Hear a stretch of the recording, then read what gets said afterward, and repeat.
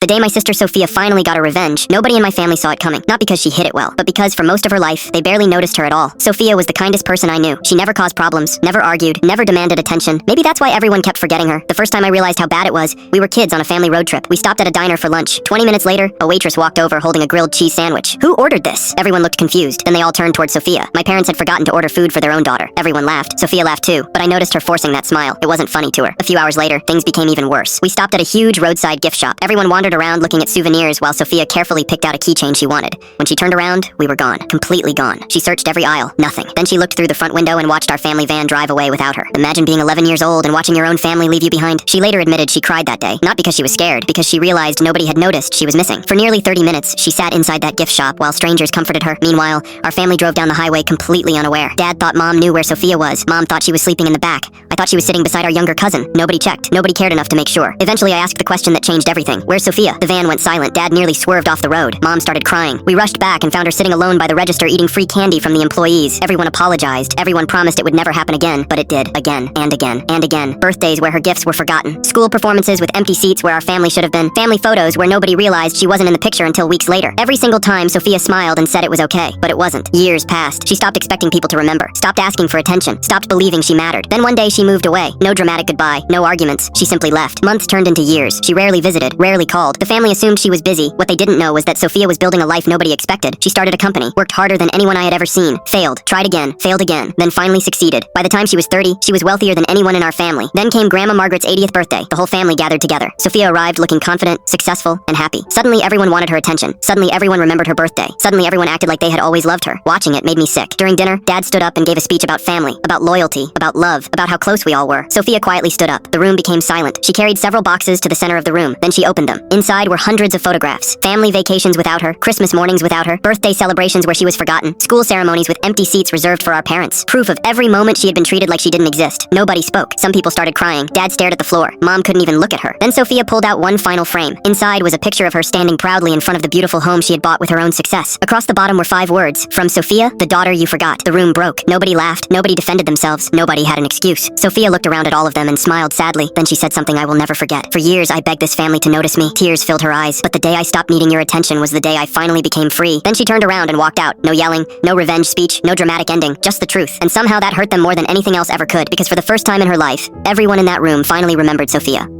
Unfortunately for them, it happened the exact moment they realized they had already lost her forever.